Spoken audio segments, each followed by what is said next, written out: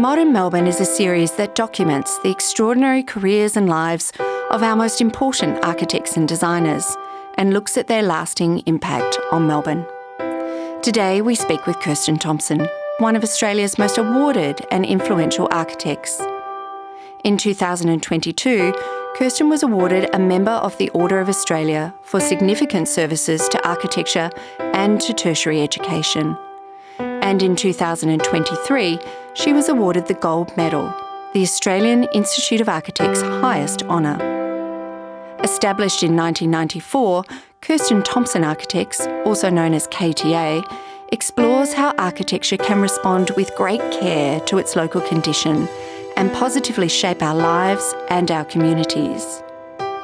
By harnessing the potential for beauty and delight and a sensitivity to landscape, each project resonates with a spirit of generosity and public value, regardless of program or scale.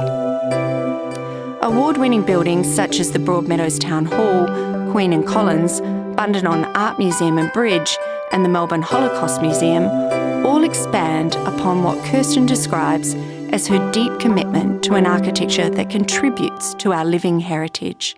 Through their considered, dexterous and responsive design, these projects unlock new ways for our treasured heritage spaces to thrive, embedding previously underused spaces back into the practice of everyday life for more people to enjoy and experience, now and into the future.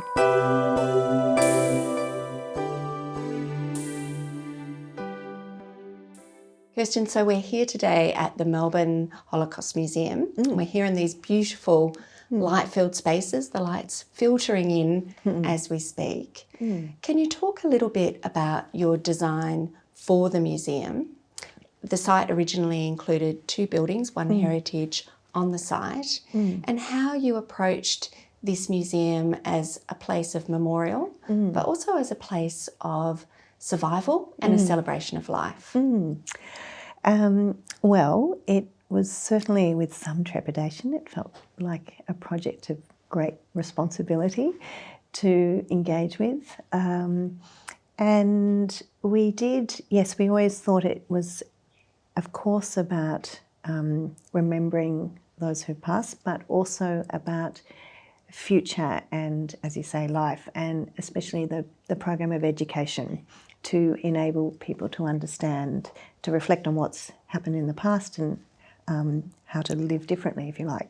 So for us, the question became, what is the role of architecture within the museum about the Holocaust? And in that regard, and if you like, as a point of difference to a lot of other Holocaust museums throughout the world, we decided that the survivors and the programs and the content of the museum would be the means by which visitors came to understand and appreciate the trauma of the Holocaust, but that the architecture would be a very humane and gentle and supportive environment in which you could appreciate that trauma. So it was a way of keeping people open, if you like, to be more receptive to very, very difficult histories. And as opposed to the architecture itself, attempting to be a point of trauma or discomfort as well, which has been a position that other museums have taken. And it's interesting, the feedback we've had at this early stage of that appreciation for the quality of the space, its calmness, as a way to help people deal with very difficult content, especially within the museum spaces and programs. Can you talk a little bit about how the heritage building has come right into the kind of heart of the building, almost like an artefact? So yes, there was two existing buildings, and it was the older of the two that was in part retained. That was for a number of reasons. Of course, it was part of the streetscape, and council was keen to see some retention. But more importantly, perhaps for the Melbourne Holocaust Museum, the earlier building was where the museum began in the 80s as a place of both education, memorial and research. And so the building, that remaining heritage piece, has been treated like an artefact of the museum, and it's well and truly embedded in the facade amongst the new works. So it's like the cornerstone, if you like, of the Melbourne Holocaust Museum as an institution, as well as a building. Thinking about memories and histories, I'd like to now go right back to the beginning, if I can, and ask you a little bit about your early childhood, perhaps, or even as a young woman in the world. What were the kind of experiences or perhaps moments that you feel, looking back, set you on your pathway to becoming an architect? Yeah. Look, there were lots of things I almost became, so I can't say from childhood that was my purpose, to be an architect. But I think, a few things that were quite formative. My mum and uncle used to do quite a bit of building, and so after school visits to sites was something familiar to me, and I saw my mum engage in that world, and so I guess I thought that was normal and possible. That would be one thing.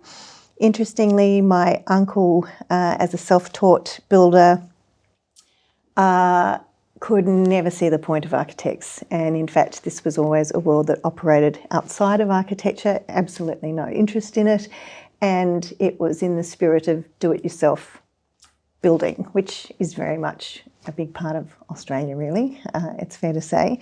So it's, I think for me in the back of my mind was always how to be an architect that could also recognise the logistics of building, the things that builders and contractors bring to a project, and how design could engage with that productively, rather than that ridiculous battle that is sometimes positioned as between design and building, or architect and builder. So that was sort of formative in that regard, I think. And I have to say, to my uncle's credit, he's now come round to the idea of the architect a bit more. So beyond your uncle and those experiences as a child, I know you travelled a lot in your kind of early career and, as you were a student. Can you tell me a little bit about some of the heroes, or maybe we can call them peers, or your community that you feel have been influential to you, perhaps those that are long gone, but also perhaps those that are still here today? Look, it's so interesting, the sort of the great history or legacy of architecture that you draw upon in your practice, and going back to more personal childhood memories, it's intrigued me more and more how aspects of early childhood experience of buildings comes back to you, and you realise you took something subliminally from spaces you experienced as a child. And for example, the Black Dolphin Hotel was somewhere I went as a kid once, and memories of that, I think, became quite embedded. And it was years later, through a professional lens, I started to understand what was it that I had enjoyed or felt from those spaces, and you sort of add it to your repertoire of things to work with. Dolphin, designed by Robin Boyd. That's right, exactly, that's right. And actually it was lovely to become friends with David Yenkin, actually, about 8 years ago, just to meet him and come to know him, because of course he'd commissioned and been the client for that project. A nice connection there. But similarly, other things like, for instance, the Great Hall at the NGV, and I remember going there a lot as a kid, and I've since realised sometimes a space we might have created has aspects of feelings or experiences, spatial experiences or qualities, that I can trace back to some of those things. So it's interesting, this professional knowledge and personal experience and how they manifest in buildings and design thinking. But thinking about that community, it was an extraordinary time in Melbourne when you were studying as a student, but also as you graduated, and at that time you worked for Robinson Chen. Yes. Can you tell us a little bit about why the experience of working in that particular office was formative for you, and how that related perhaps to some of those experiences you've just described, that kind of context of the 80s and the 90s. Absolutely. And working at that time. Yeah. Look, I mean, I think the thing I most value about Melbourne, and now this is still the case, is just the diversity of thinking about architecture. There are a lot of different positions here, and I think that quest or that challenge to find your own position is a really key one, which from early days of studying was par for the course. So in that regard, I think Chen were another position which was available in Melbourne at the time. I think they both, Ian and Chen, from memory, had worked in Kevin Borland's office. It's always fascinating, sort of family trees in architecture. And I was first interested in their work, apart from the fact that I was very drawn to it spatially, very volumetric, very beautiful understanding of interiority, but they were also, interestingly, builders as well. So they had an architectural practice, which was called Chen, and I think from memory it was Building Workshop, a building company as well. And so it goes back to that, if you like, the sort of childhood interest or understanding of building.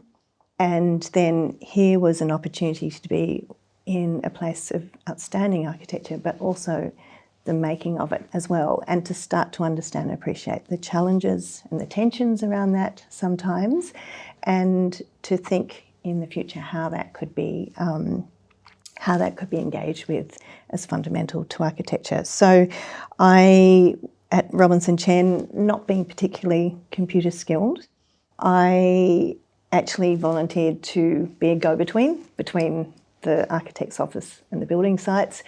And I think it was a great relief to Chen because he was pretty tired of watching me trying to use CAD. And that was really fantastic. I just loved that year of switching modes. And in fact, I think I do tend to like to switch between different conditions, if you like. Still whether it's you practice today. That's right, exactly. Whether it's jumping between different projects, because each time you jump helps you think about what you've just left and what you're going to. It's similar to why teaching has been ongoing as well, parallel to practice, because I find that both teaching and practice inform each other in very useful ways. And so that time on site was really interesting, what that meant when you came back to the office and how you switch modes, and enabled that translation, if you like, or that communication across different types of knowledge. So that time on site that you describe being so fundamental to your practice. Yeah. Thinking about perhaps some of those early projects, and like many young architects, you the first commissions for you were mainly houses, single-family houses. Yeah. But it seems really clear to me that you always used that experience or took the opportunity for that experience to experiment with ideas that could translate to larger scale. Yeah. So can you talk a little bit about, I guess, that importance of being on site, understanding how things are built, but also that process of experimentation with some of those early houses or even houses today and how they drive your practice? Absolutely. I mean, there's certainly a long history of the house being a place of experiment, which for ideas which can translate to much larger projects or entirely different programs.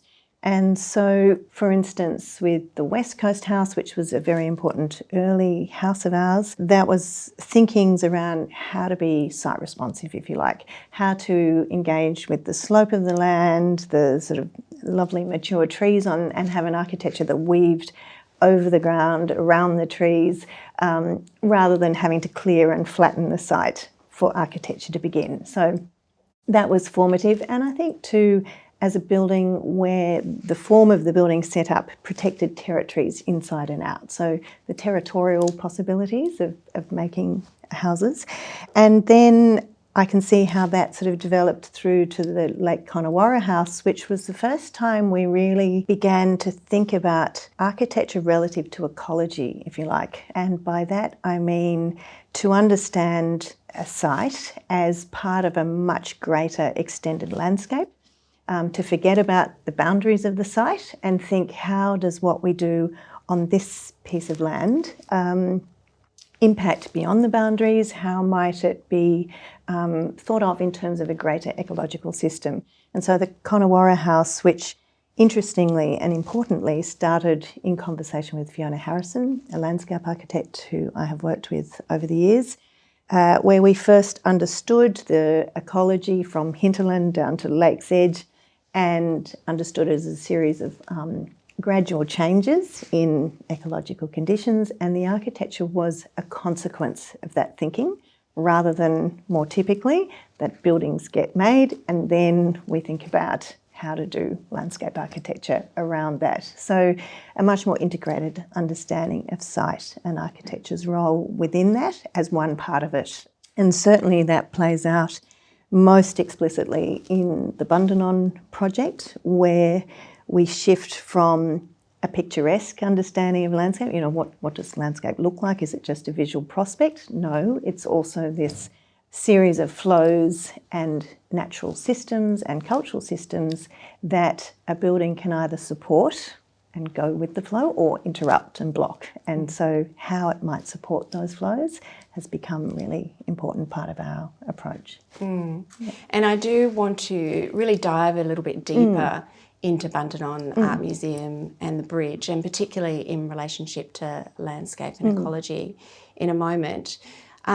Just going back to this idea of housing and thinking through the single family house, but also your great interest in housing as a kind of human right. And also this idea of it at scale and how we look at multi-residential projects and address issues such as density in the city, certainly affordability, but also a sense of community, how you create community. So I wonder if you can talk about perhaps the Balfour Park Lane and other projects that you have worked on that really address those kind of issues. Definitely.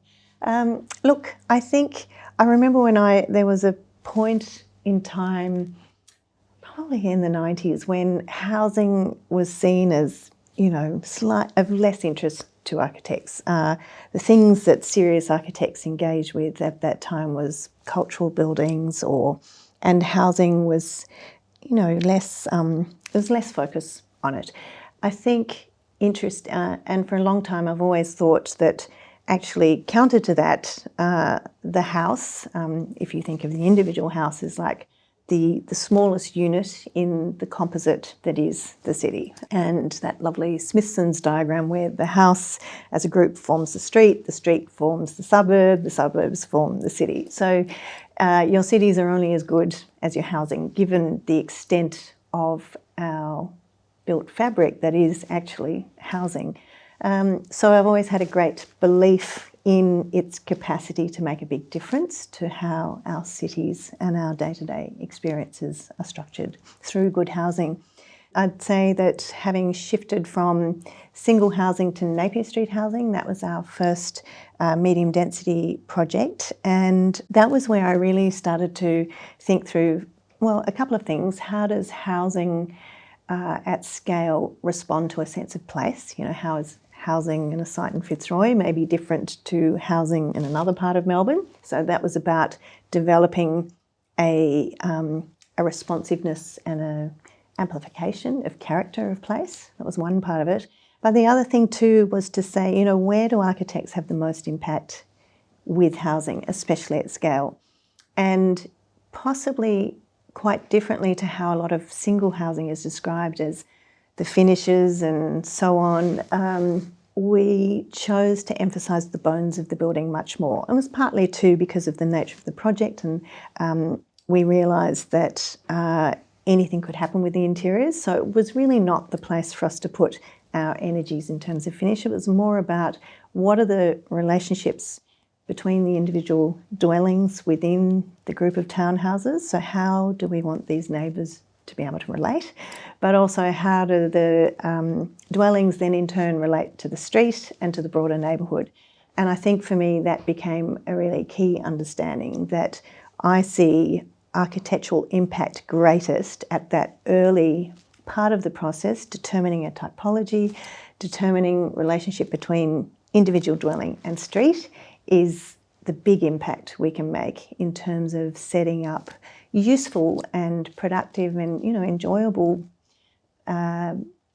group living, if you like. And those lessons that you're describing, or those, I guess, experiments in public and private, have an element of kind of civic generosity to them. So I think it would be wonderful to talk a little bit about that sense of civic generosity in relationship to a different kind of program. Yeah. And in this case, your collection of police stations, which I know are really dear to your heart. And these are quite modest buildings, but really impactful and important buildings to our community and our suburbs.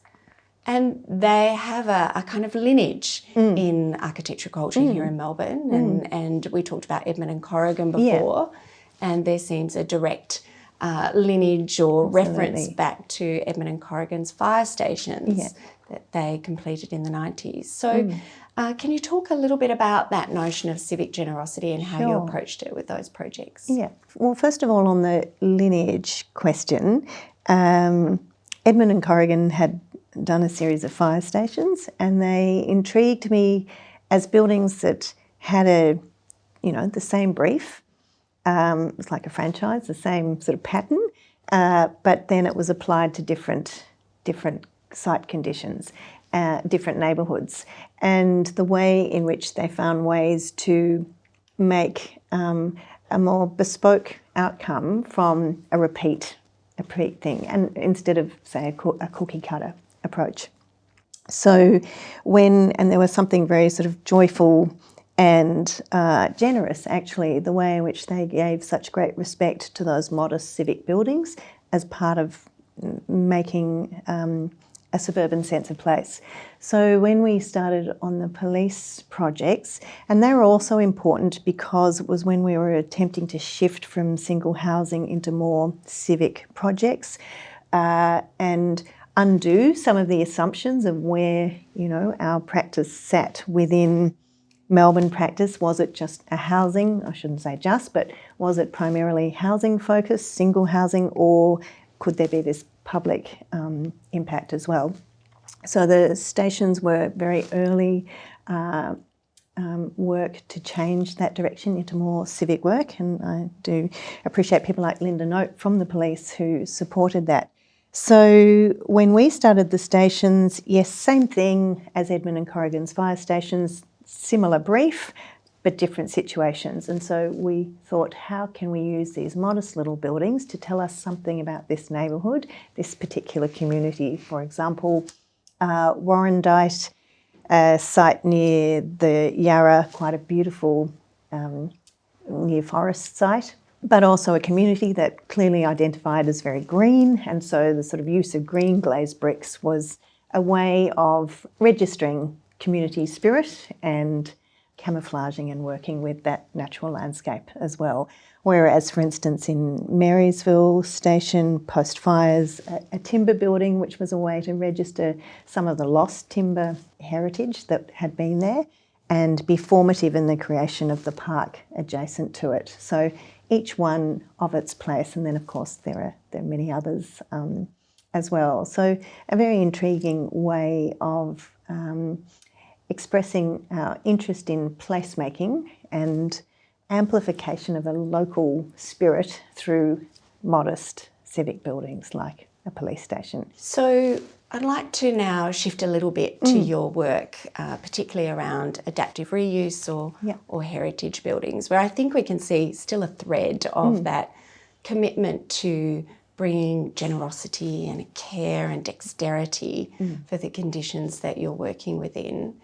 And looking at projects like the Sacred Heart building at Abbotsford Convent or the stables at the VCA, they are utterly transformed by your really careful adaptation of those spaces, and yet they feel like they've barely been touched in many respects. So how do you work out what to take away, what to add, what to leave, and how do you know what kind of materials you should use for a long legacy?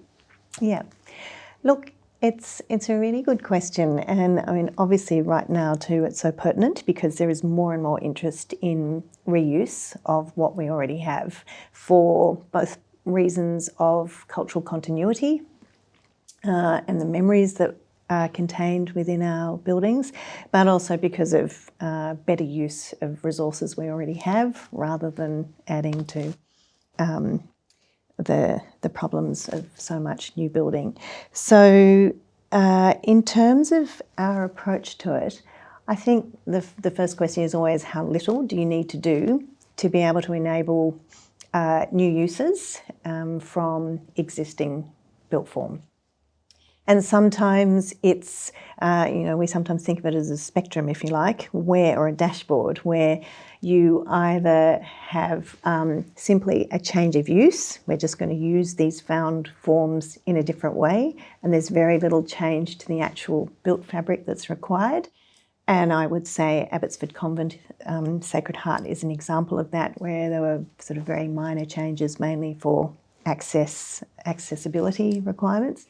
Whereas other times it's a more dramatic change of the built fabric, but the program is consistent, and maybe Broadmeadows Town Hall is an example of that, where some quite dramatic changes, the big sort of cut in the facade, but it's still effectively a town hall. So use versus fabric change is one part of that.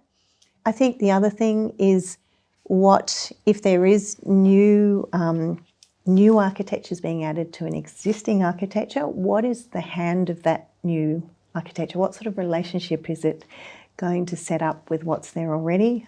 Probably here is a bit of a case in point, where part of the heritage building was retained and is treated almost like a museum artefact itself. It's sort of wedged into the new works, a very sort of deliberate act of acknowledging that existing heritage building as the genesis of the Melbourne Holocaust Museum when it first started in the 80s.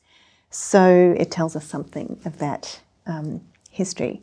So other times I would say the stables is an example of where you're trying to find an ease of fit between the new program and the existing, and in that instance the very sort of simple cellular organisation of that as prior horse stables, made a very simple move from that into art studios. I think we had 2 students per 1 horse stall, so 2 for 1, something like that.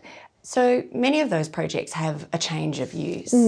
If we think about Broadmeadows Town Hall, it actually isn't a change of use, but it's a kind of reimagining and bringing back to life of this extraordinary community building. Yeah. And I've heard you talk about the building often as a repository of social memory. How does those kind of stories and memories and the narrative drive your design process when you're thinking about not only contemporary users, but also this notion of living heritage or even future heritage? Yeah. Broadmeadows Town Hall is a good example of that. It was interesting, there had been some discussion at one stage of that building being demolished and entirely new building, and for lots of reasons that was seen as not the right approach to take. And I think when we looked through a lot of the documentation of the events and activities that had happened around the town hall, town halls are the most extraordinary places. They have, citizenship ceremonies, vaccination days, Weddings. Basketball, weddings, that's right, debutante. I think they were debutante things then back in the 60s when it was first opened. So, really, really important life events. And the thing that intrigued us is that if you look at, apart from when people go back to a building that something important has happened to it, it's a trigger for their memories. Interestingly too, the photographs that are often taken, the documentation or the records of those important events have buildings as their background. And so we sort of take for granted, the bricks in the background of that photo or the pattern of the carpet. These are the things that I think hold our memories as well, not just the actual building, but the record of it in photographs and things.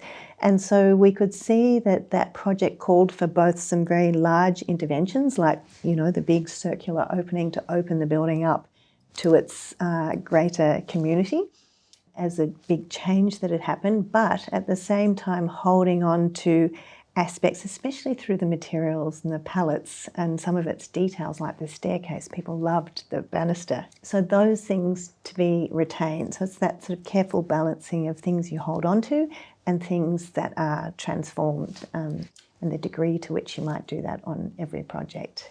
And it probably, more recently, I've become re-interested in Aldo Rossi's discussion, I think, from the architecture of the city about thinking about existing buildings as either a pathology or a propeller, sort of a bit of a mouthful. But the point I think he's making is that we can see heritage as something that enables the future flows of a city and its people, or something that blocks and impedes, in which case it's a pathology.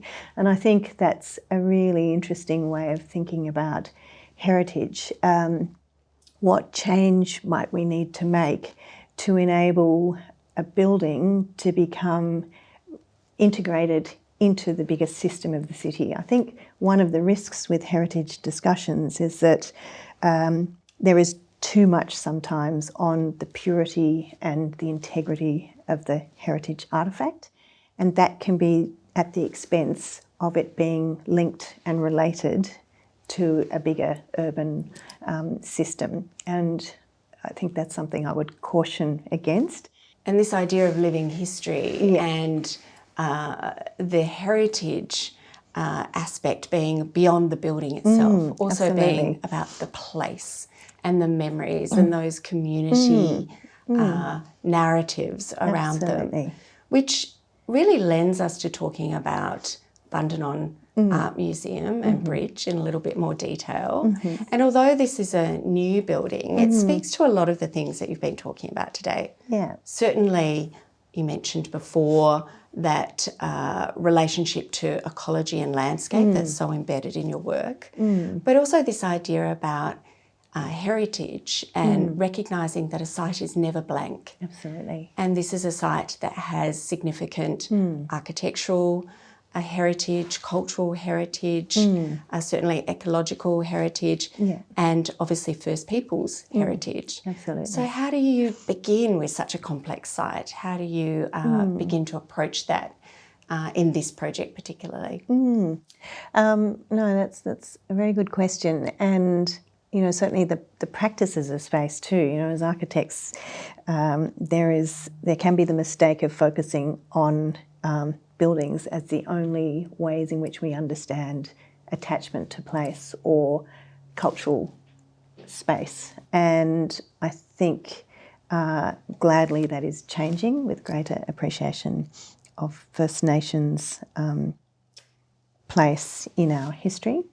With the Bundanon project, I think of that as primarily a heritage project, actually, which surprises some people, but it was very much about using the new program to reinforce, but also to transform some of the relationships that were already in place and different aspects of the site's history. It's a part of Australia that has been occupied by the Wadi Wadi and Yuin people for millennia.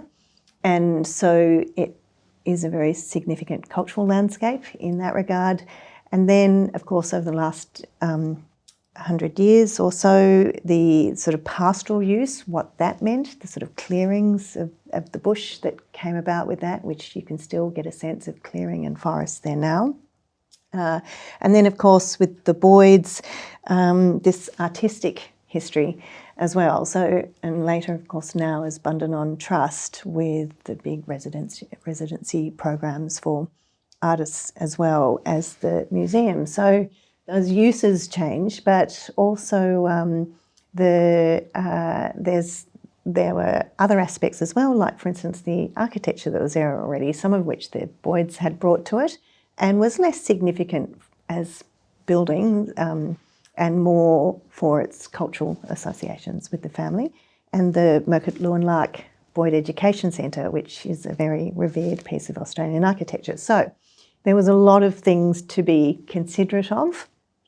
And I think for us it was about finding an approach in the new works that had great integrity and a kind of strength of its own, but which was also sensitive to and formative of relating these many parts on the site. So in that sense, it goes back to this quest, I think, in a lot of our work, which is using architecture to set up relationships, whether it's relationships between people and each other, but also with other buildings or with our appreciation of place and landscape. So with the Bundanon project in particular, we could see it as a way to, with something like the bridge, to register this as a landscape of great natural flows. It is prone to inundation and also to fires. That is part of its systems. So the different buildings work with both notions of fire resistance but also flood resilience, sort of working with that. And the other part of that too, especially with the bridge structure, is to really enable people to experience place through climate as well, and to see climate not as this problem, but as something to celebrate, as a way of connecting with place, a sort of visceral relationship with place we have. If it's hot, we feel warm, we feel hot. If it's cool, we feel cool, you know, exposing ourselves to those sorts of climatic changes instead of resisting them all of the time, and having architecture be a vehicle for putting people in touch, quite literally, with the particularities of place and climate. And that is a way into thinking about how we respond to questions of climate change. What's architecture's role within that? In this instance, it was, especially when people can stay there, to enjoy that as part of the experience of being there rather than in a hermetically sealed hotel room, if you like. And this is a project that responds so carefully to those conditions, and we know that that museum has encountered lots of risk in the past due to climate change, floods and fires.